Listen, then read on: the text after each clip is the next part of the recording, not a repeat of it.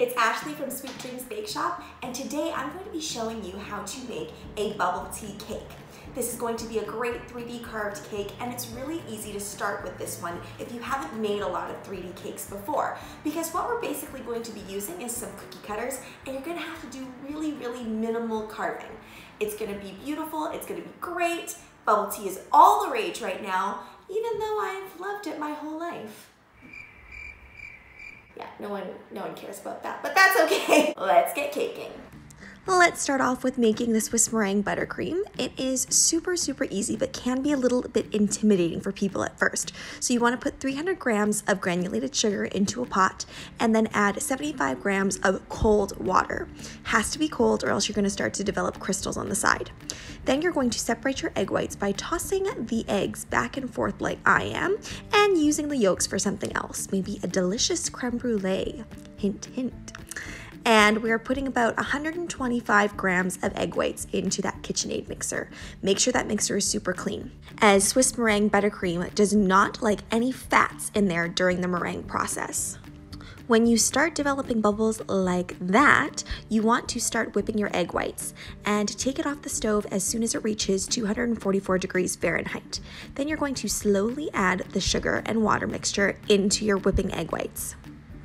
Now, if you don't have a candy thermometer like I do, and you're not quite sure exactly when 244 degrees Fahrenheit hits, don't worry. I've used this recipe without any candy thermometer, and I still was able to kind of use my visual cues of bubbling sugar that was still clear. Continue whipping for 3 minutes on high. Now this next part is a little bit unorthodox. What I'm going to be doing is adding in just chunks of cold butter straight from the refrigerator, 400 grams worth. And the reason I do it cold is because when I don't, I find that it takes forever for the buttercream to come together. Last night, I baked a funfetti cake from scratch with my daughter for my sister's birthday because funfetti is her absolute favorite. Here I am leveling out my cake. It's really important that even though my cake looked pretty flat, I still need to make it even flatter. What I did there was I held my knife in one position and just used my cake turntable to continue turning. I have plenty of bubble tea straws in my possession because, as all cake makers know, we use this for supports in a lot of our cakes. Here I have a set of nesting circles, as they call them, and these are great cookie cutters that can cut either the scalloped edge or the straight edge. Today we are using the straight edge, and I am choosing varying sizes so that I can create the shape of the cup. Starting with a medium small circle and then working my way up to almost the largest circle that I have. You don't need to have circle cookie cutters in order to do this tutorial, but I do suggest that you don't just go straight carving into your cake with this one, and instead do use something to help you cut out the circles to make it a lot easier for yourself, a lot more even as well. I've seen some people use cups or even cut up cans. Now, if you're doing that, be very careful and make sure you tape the part of the can that your hand is going to be touching. For fillings today, it's no surprise that I am using chocolate ganache and salted caramel sauce. Now, as you notice, I'm putting a white border along the edge just so that the fillings don't leak out the sides. This is what we call crumb coating the cake, because what we're doing is we're encasing all of those crumbs with our Swiss meringue buttercream. This is the most crucial part of the whole cake making process. As you can see, I'm adding in a ton of different types of support. I got these from the dollar store. You can pretty much find them in any craft store or dollar store. This is probably the one giant piece of advice that's going to lead you to success when making a carved cake. Putting your supports in so that they're actually supporting your cake. It's kind of tough to see, but I put in my supports so that they're making a tent shape. So it's not going to rock back and forth when I start doing this second coat of Swiss meringue buttercream. My next really pertinent tip is make good friends with your refrigerator. Anytime you put on a coat of frosting, put it back into the fridge. If you're having difficulties trying to get everything to stay balanced while you are putting your buttercream coat on, put it back into the fridge. Putting it into the fridge just helps reset the cake into a firmer position so you're able to lay on those details. I'm choosing to put on a big mound of buttercream frosting on the top, and that's because I'm going to pile up all those pearls. Here is a pro tip for all of you at-home bakers. I always buy the most giant bin of white fondant that I can find because you can dye this several different colors. The only other colors that I'll actually purchase already pre-mixed for me is black and red. And this is only because those colors are so saturated that it's hard to bring up white fondant to that level. It's plausible, but it's just really difficult. As was mixing this milk tea color. My sister's favorite boba drink is milk tea with pearls. So is mine, if you wanted to know. And I just could not get this tan color right at all. When I added in the brown, it was too pink. So I added in some yellow to counteract that. Then it was a little bit too yellow and not brown enough. So I added some orange and then some more brown, then some white. And then I almost cried.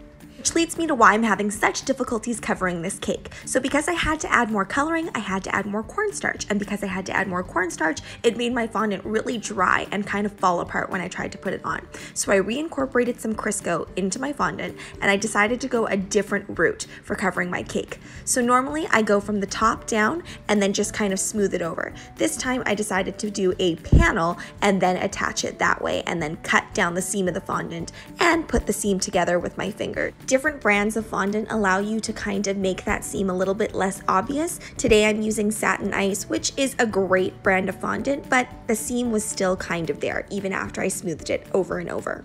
But with all cake decorating, as long as your supports are super strong and your cake is super strong, then you can cover up any mistake with more details. And this is exactly why I don't like to dye fondant black, but I wanted to show you guys in case you don't have access to black fondant. I'm rolling out my black fondant on a generously cornstarch surface and using a piping tip to cut out little circles. I am steaming my cake right now so I can attach those circles without having to paint water on the back or use any other adhesive. Now make sure after you steam your cake that you wait a couple seconds just so that it's not super slimy and instead it's just a bit tacky. If you don't own a steamer and you're planning on doing a lot of fondant cakes, I suggest you go out and buy one right now. They're fairly inexpensive and you don't need a super good quality one or anything, just one that steams. Because what the steam does is it helps get rid of any residual cornstarch. It also brightens up the saturation and colors of your fondant. When placing these little bobas, you can see that I'm actually directing a lot of them down to the bottom and just doing a few placed here and there as we go up top.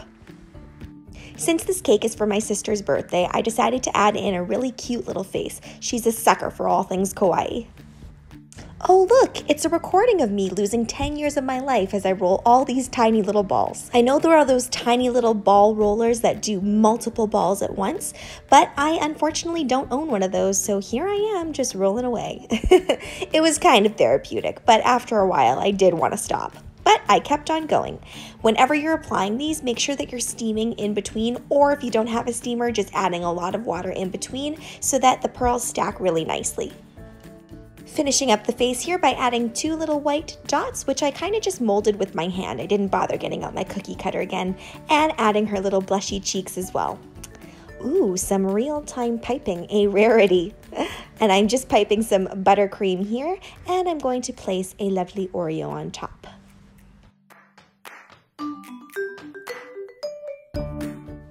She turned out so well and so smooth, and part of the trick in that is making sure that you're covering any little imperfections that you see. What's great about this cake is you can use the little bobas to cover up any little nicks that might have happened as you were covering your cake.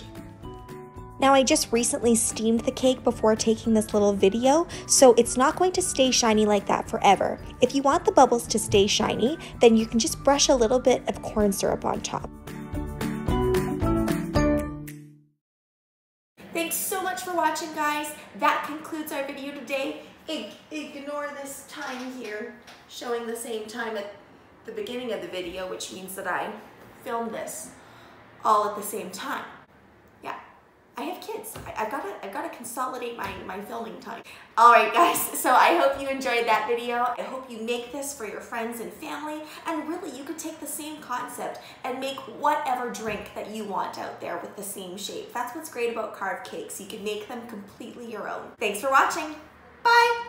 Don't forget to like, share, and subscribe so you can be part of the Sweetie fam, and hit that notification bell so you know when I upload next, which right now is happening at 6 o'clock p.m. Pacific Standard Time daily.